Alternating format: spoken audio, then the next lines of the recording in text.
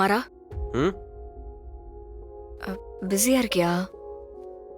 நீ பேசுனா எப்ப வேணாலும் நான் ஃப்ரீ தான். உக்கார். ம் தேங்க்ஸ்டா மாரா. எதுக்கு? நீ மட்டும் இன்னைக்கு இல்லன்னு வச்சுக்கோயேன், நான் 2 இடத்துலயுமே தோத்துருப்பேன். ஓ, ஒரு பக்கம் ஃபேமிலி, இன்னொரு பக்கம் வேலை. 2மே எனக்கு முக்கியம்டா. ஆனா நான் அந்த வேலைக்கு போறதுக்கு எவ்வளவு ஸ்ட்ரகிள் பண்ணிருக்கேன்னு எனக்கு மட்டும்தான் தெரியும். அதே மாதிரி இந்த குடும்பத்தை இப்ப வரைக்கும் நல்ல நிலைமையில வச்சுக்கணுங்கிறதுக்காக சொல்ல முடியாத அளவுக்கு கஷ்டப்பட்டிருக்கேன். மாமாவுக்கு ஒரு சின்ன சங்கடம் கூட இது வரைக்கும் என்னால வந்ததில்ல. இனியும் எக்காரணத்தை கொண்டு வரக்கூடாதுன்னு நினைக்கிறேன். ஏண்டி நான் இருக்கும்போது உன்னை தோக்க விட்டுருவேனா?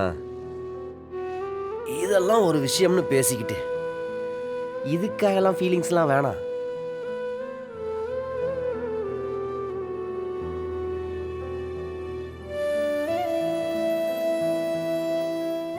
ஏ, என்னாச்சு? ஏன் இப்படி ஃபீல் பண்ற?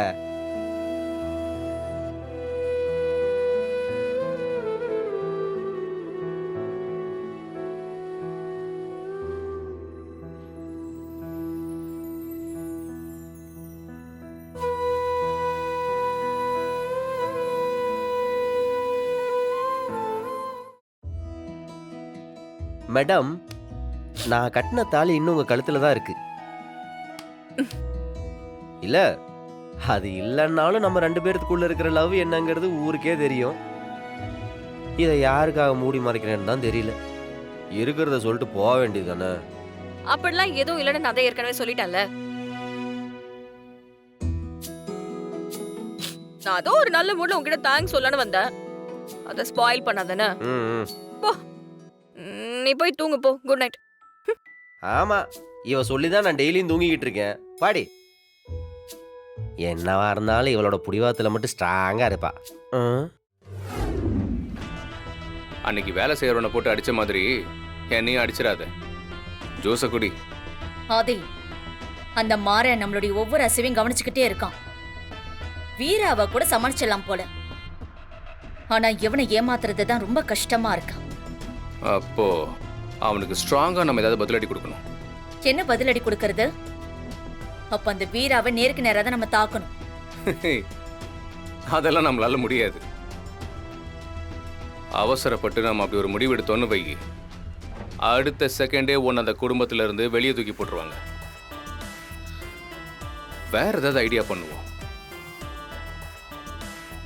சரி, இந்த பிளான் எப்படி சொதப்புச்சு?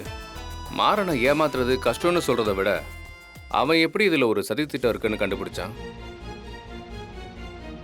ஒருவேளை அவன் அவனை சந்தேகப்பட ஆரம்பிச்சிட்டானா? ஆமா, சந்தேகம் தான் படுறான். ஆனா நான் அதை ஓரகத்தி சண்டையா மாத்திட்டேன். அவனுக்கு நான் தான் ராணேன்னு தெரியாதுல்ல. ஏதோ வீரா மேல இருக்கிற பொறாமையில நான் இப்படியெல்லாம் பண்றேன்னு நினைச்சுக்கிட்டு இருக்கான். மத்தபடி அவன் எனக்கு எதிரா எதுவும் காய் நகர்த்தல. மாரா, இதெல்லாம் வேணாண்டா. அவங்க இந்த மாதிரிலாம் செஞ்சிருக்கிறதுக்கு இல்லடா. நீ சும்மா இருக்கியா? நானும் கவனிச்சுட்டு தான் இருக்கேன். இதெல்லாம் ஆரம்பத்திலே கிள்ளி எறியணும். வளர விட்டோம், அப்புறம் இந்த வீட்டுக்குள்ளேயே ஆதி மாதிரி ஒரு எதிரியா இன்னொருத்தவங்க உருவாயிருவாங்க. அதை நான் பார்த்துக்கிறேன், நீ ஒன்றும் கவலைப்படாத.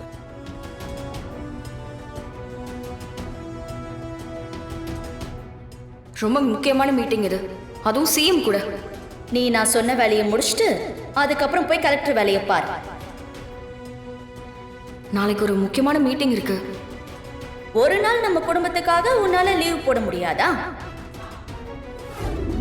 நானும் புஷ்பாவை என்னமோ நினைச்சேன்டா. பரவாயில்ல, கொஞ்சம் கொஞ்சமா அவ இப்ப ரொம்ப மாறிட்டா. ராகவனையும் மாத்திட்டா பாரு. அவன் குடியெல்லாம் இப்ப சுத்தமா மறந்துட்டான். கனியும் இப்ப ரொம்ப சந்தோஷமா இருக்கா. அவங்க 3 பேரும் ஒருத்தர் ஒருத்தர் புரிஞ்சுக்கிட்டு இப்படி ஒத்துமையா இருக்கிறத பார்த்தா மனசுக்கு அவ்வளோ நிறைவா இருக்கு. ராகவன் வாழ்க்கை என்ன ஆகுமோன்னு நான் ஒவ்வொரு நிமிஷமும் ரொம்ப பயந்துட்டு இருந்தேன்டா. அந்த பயத்தெல்லாம் இப்ப நினைச்சு பார்த்தாலும் அதெல்லாம் எதுவுமே இல்லாம அவன் வாழ்க்கை எவ்வளவு அழகாயிடுச்சுல்ல. இவங்க எப்பவும் இப்படியே இருக்கணும். என்னவோ மாறா, கெட்டதுலயும் ஒரு நல்லது நடந்திருக்கு. நல்லதா கெட்டதான்னு போக போக தான் தெரியும். ஆ? ஒன்றும் இல்லை, எனக்கு யோசிச்சு யோசிச்சு தலை வலிக்குது. சூடா ஒரு டீ போட்டு எடுத்துட்டு வா போ. போ. ம், ம். சிந்தனை சிற்பிக்கு டீயா?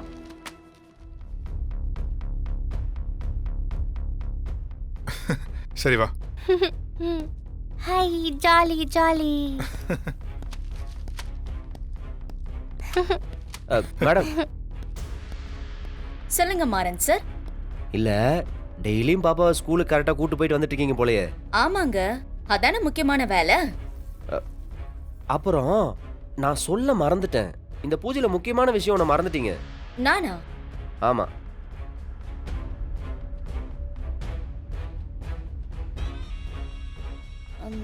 நான் என்ன மறந்தேன்? நல்லா யோசிச்சு பாருங்க, ரொம்ப ரொம்ப முக்கியமான விஷயம். டே ராகவா, நீயும் மறந்துட்ட, ஆனா நான் கண்டுபிடிச்சிட்டேன். டேய் என்ன சொல்ற? என்ன மறந்தா அவ? இருடா, கொஞ்சம் அவங்கள யோசிக்க விடு.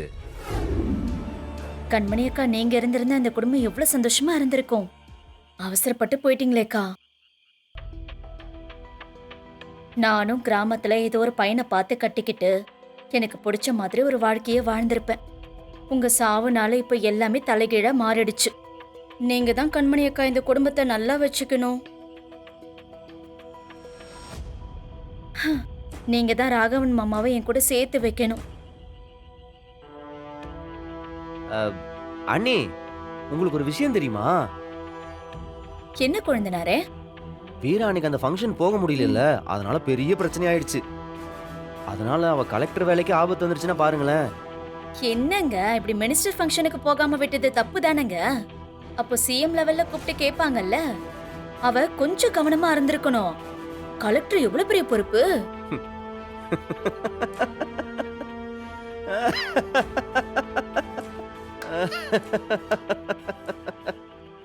என்ன குழந்தனாரே?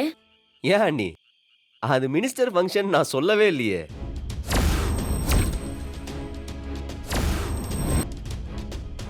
நம்ம வீட்ல கூட யாருக்கும் தெரியாது, உங்களுக்கு எப்படி தெரியும்? ஆஹா, மாட்டுக்கிட்டனே. அப்போ அவ்வளவு பெரிய ஃபங்க்ஷன் நடக்க போகுதுன்னு தெரிஞ்சே தான் வீராவை லாக் பண்ணிருக்கீங்க. எந்த சிச்சுவேஷன்லயும் அவ ஃபங்க்ஷனுக்கு போயிடக்கூடாதுன்னு வீராக்கு சில்லற சில்லற வேலையா கொடுத்துருக்கீங்க.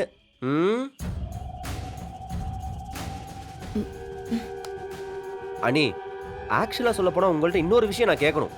அது எப்படி ஆரம்பிக்கிறது? அட குழந்தனாரே, எனக்கு இது மினிஸ்டர் ஃபங்க்ஷன்னு அந்த மலர் தான் சொன்னா. அவ சொல்லிதான் எனக்கே தெரியும். அப்பன்னா மலருக்கு கால் பண்ணி கேட்டாலே எல்லாமே தெரிஞ்சிடும்ல.